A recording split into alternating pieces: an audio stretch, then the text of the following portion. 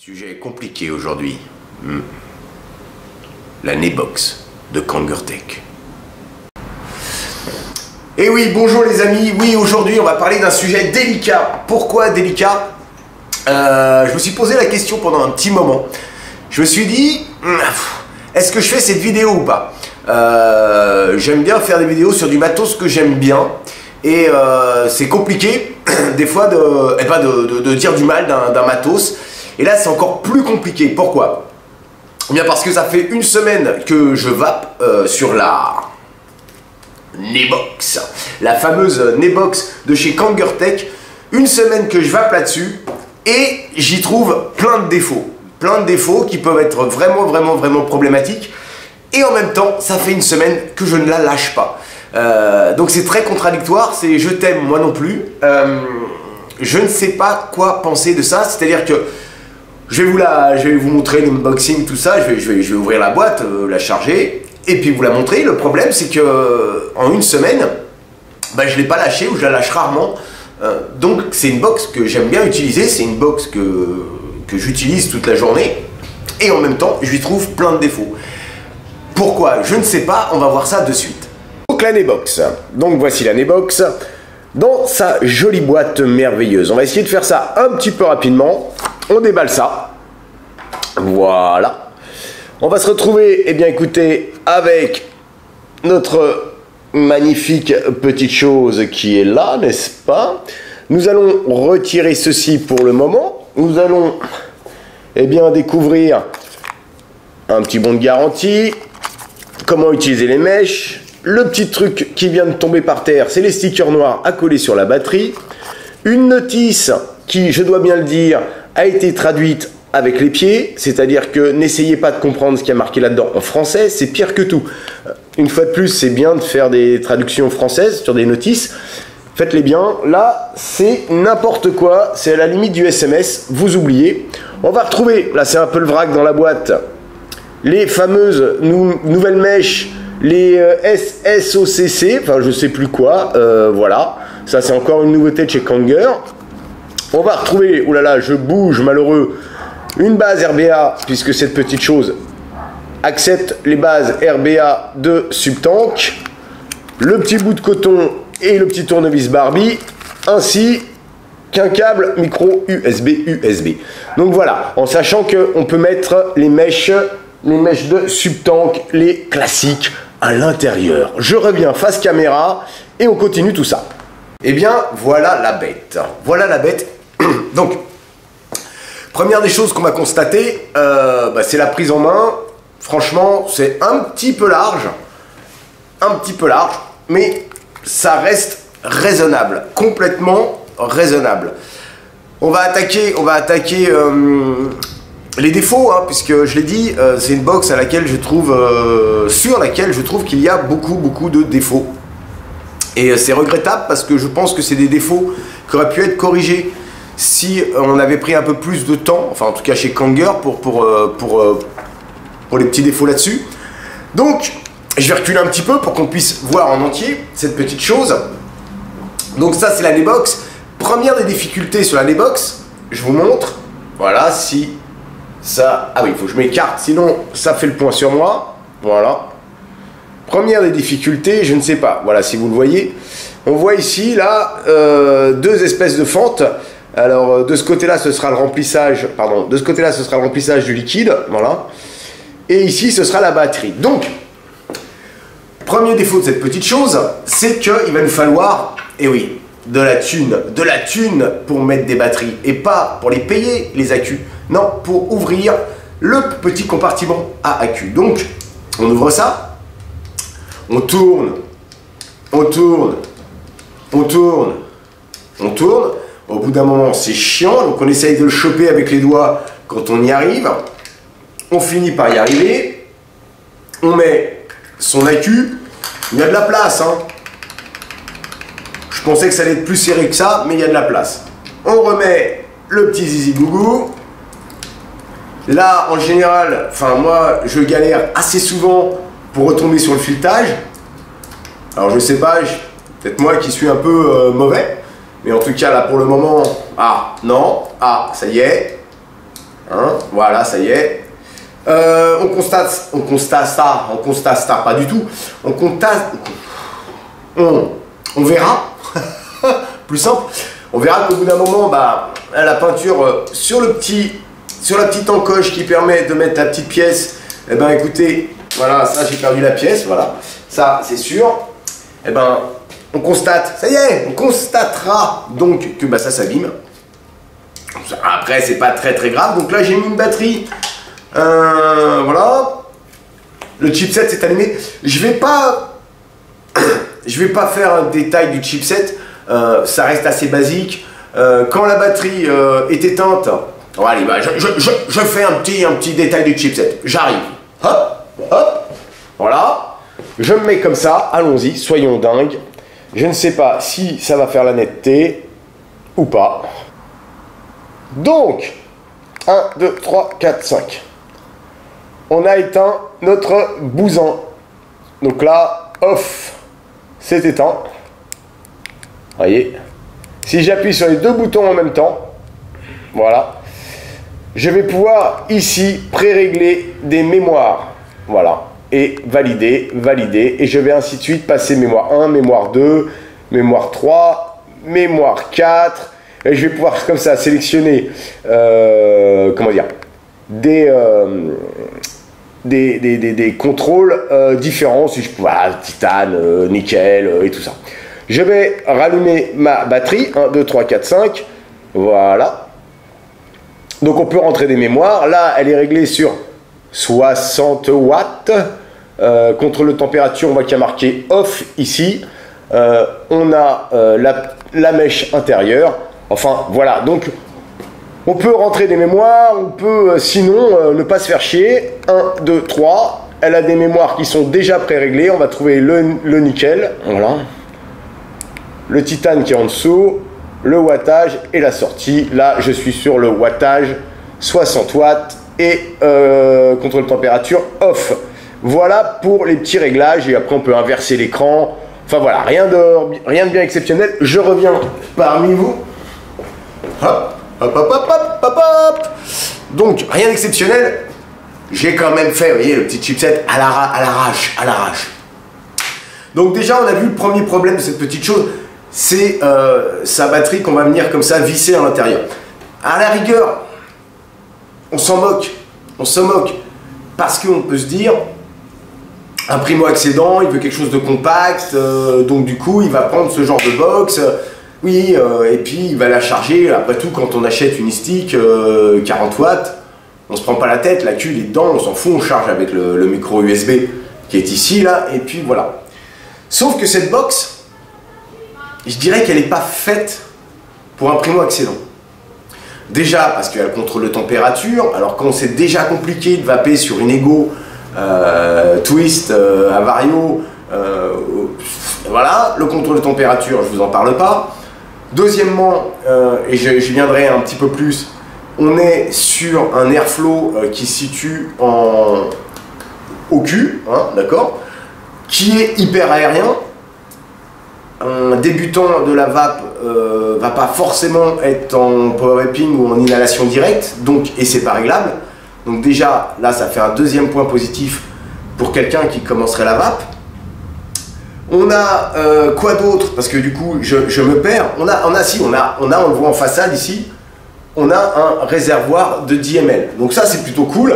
Une fois qu'on a rempli notre réservoir, on est tranquille pour la journée. Sauf que, là-dessus, en 0,5 ohms, je vais bouffer 2 batteries jour. Donc, soit j'ai mes 2 accus, je dévisse et je remets, soit j'ai pas 2 accus et bon, je branche et puis à la limite, je suis au bureau, voilà, je peux le brancher sur l'ordi. Donc, ce truc-là, c'est bien, sauf que ça a le cul entre 2 chaises, quoi. Ça pourrait tenter les primos qui s'en foutent d'avoir un accu qu'on enlève, à la limite, ils branchent, voilà. Ils ont 10 ml embarqués. Sauf que c'est hyper aérien et que je connais pas beaucoup de débutants qui font une inhalation directe quand on commence la vape. Ensuite, revenons sur ce fameux réservoir. Je sais pas si je vais y arriver, je le tente en live, je vais prendre un truc.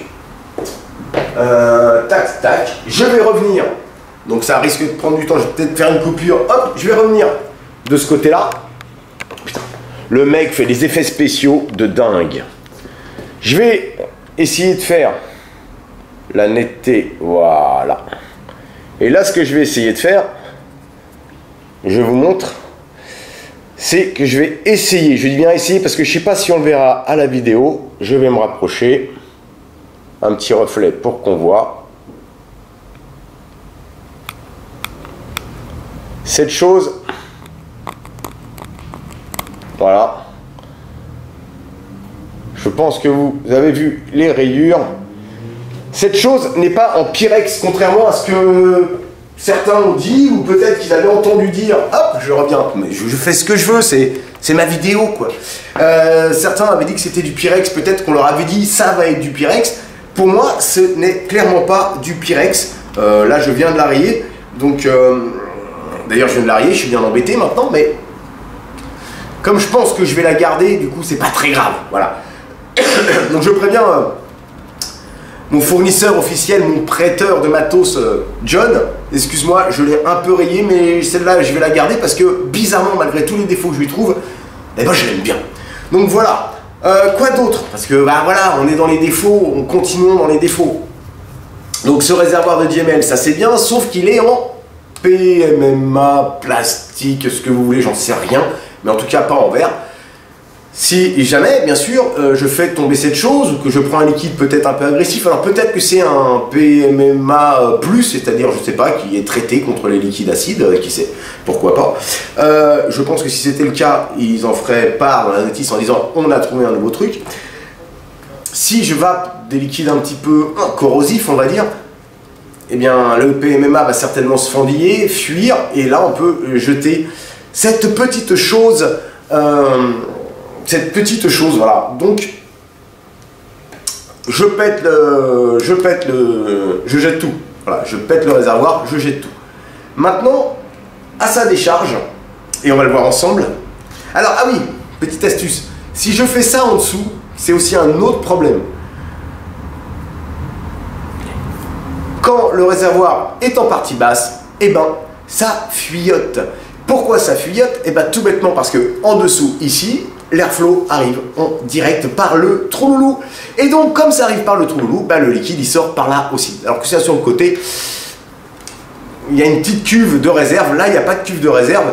Très souvent, sur les subtanks, puisque après tout, c'est un atome subtank à l'intérieur, eh ben, il y a les airflows sur le côté, puis ça fait une petite cuve. Donc, le peu de liquide qui va venir comme ça tomber reste dans la cuve, on ne le voit pas, ou de temps en temps, on a un petit peu de liquide qui tombe, on met un petit coup de sopalin. Sauf que là, bah, comme il n'y a pas de cuve, ça tombe direct. Et quand on est en fin de réservoir, et ben ici, ça suinte vraiment. Ah, punaise. Bon, alors, on va ouvrir cette chose parce que là, il faut remplir. Alors là, j'exagère. J'ai pas forcément besoin de la clé. À la mano, ça marche très bien. Et voilà. Donc, je remplis ça. Je vais faire un premier test avec une mèche OCC, n'est-ce pas? Classique. Je prends mon petit liquide.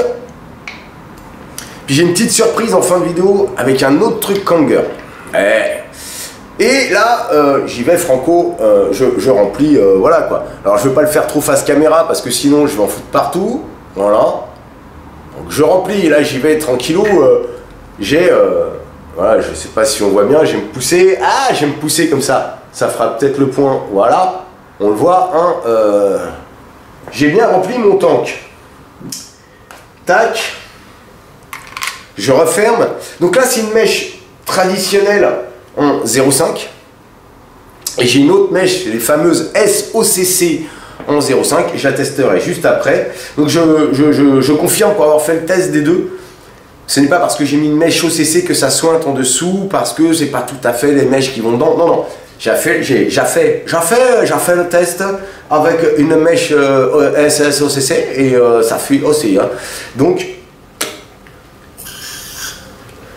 je suis, alors il faut quand même faire gaffe, 60 watts, ouais, non, quand même pas. Donc je vais me mettre à, allez, on va faire un petit 45 watts. Ça devrait quand même passer sans trop de soucis.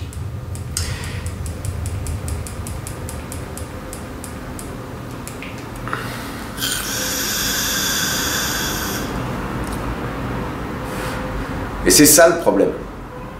Le vrai problème, c'est que c'est ça. Ça marche, mais super bien. Mais vraiment super bien. Donc c'est hyper compliqué. On a envie de détester cette box en se disant ouais, et en même temps, j'arrive pas à la lâcher. Ça...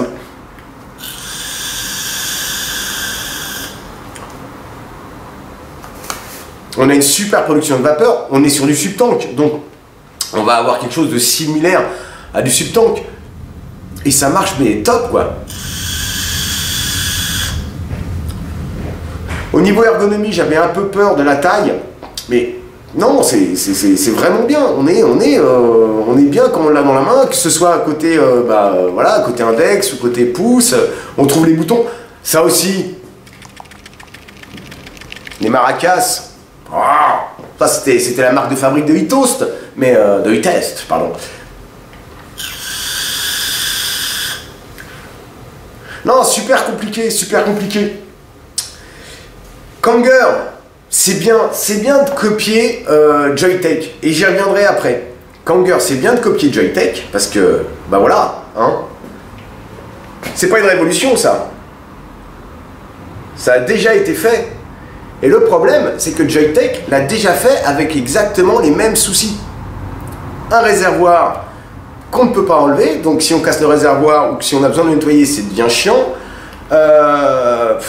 Bon, le remplissage de ce machin-là était horrible, d'accord? Ça vapait aussi. Si vous copiez un produit, faites-le bien. Voilà.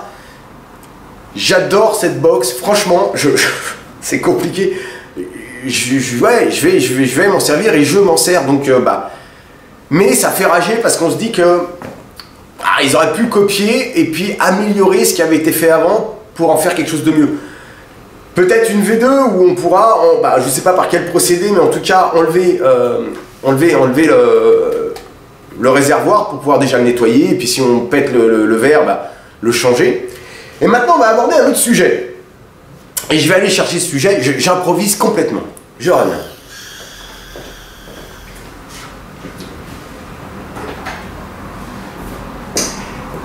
Oui, profondeur de champ, tout ça.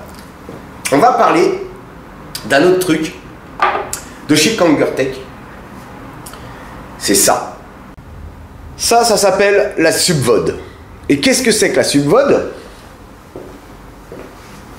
Eh ben c'est une Ego One. C'est l'Ego One de chez Kanger. Super bonne idée. Pourquoi super bonne idée? Parce que moi je l'ai déjà fait, je mets une batterie d'Ego One sur un anneau et ça marche du feu de Dieu et on obtient quelque chose de petit avec de l'autonomie et une belle production de vapeur. Même défaut Kanger, je suis désolé. J'aime pas dire du mal de trucs qui marchent bien parce qu'en plus le pire c'est que ça marche bien. C'est que c'est vraiment du bon matos. Je critique pas, je critique juste le manque de réflexion avant la sortie du produit. Ceci, alors je détaille, ça c'est un anneau, d'accord, voilà, c'est un anneau, dedans on va avoir une mèche, les nouvelles SOCC et les subtanks vont monter dedans, donc bon, ça reste cohérent par rapport au discours de tout à l'heure. Ça, c'est la fameuse batterie, entre guillemets, qui se veut pas une copie, on va pas dire une copie, mais on va dire façon Ego One. Cette chose fait 1300 mAh. Ceci est une batterie d'Ego One. Plus petite, elle fait 2200 mAh. Qu'est-ce qui s'est passé? C'est un concours de celui qui a la plus grande? Je ne sais pas. On copie le produit, mais... Enfin, copie, j'aime pas dire ça. Ils n'ont pas copié, ils se sont dit, tiens, ça marche bien, c'est pas con, on va en faire une.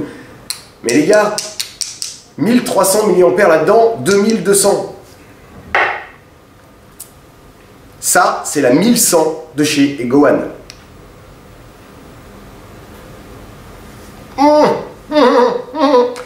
Bref, voilà, donc j'ai envie de dire, Kanger, vous avez fait des super produits et vous en ferez encore et vous en faites toujours. Juste, Je vais pas la mettre en route et tout ça, c'est une Ego One, c'est juste qu'à la place de la tête de la Ego One, on a une tête de subtank. Donc c'est certainement un très bon matos pour commencer la vape, peut-être avec des mèches un peu moins basses que du 0,5, peut-être avec une mèche en 1,5 et puis on ferme un peu l'airflow et ça fonctionnera. Pour quelqu'un qui voudrait commencer la vape, en plus le remplissage est quand même plus simple que sur la tête de l'Ego One. Mais par contre, pourquoi faire une batterie aussi grande avec 1300 mAh? Je ne comprends pas, je ne sais pas. Voilà, Kanger, les petits gars. On se pose 5 minutes, voilà un petit brainstorming. Les gars, il y a eu ça de sortie, il y a eu ça de sortie. Quels étaient les défauts du produit qui est sorti chez le concurrent avant? Et si on l'améliorait? Voilà, je vais arrêter parce que je veux pas faire une vidéo à charge. Joyetech nous met la prise micro USB, on voit pas ces distances là, ça sert à rien, mais nous met la prise sur le côté. Kanger nous met la prise en dessous. Voilà. Bon, sur ce, je vais pas vous embêter plus longtemps.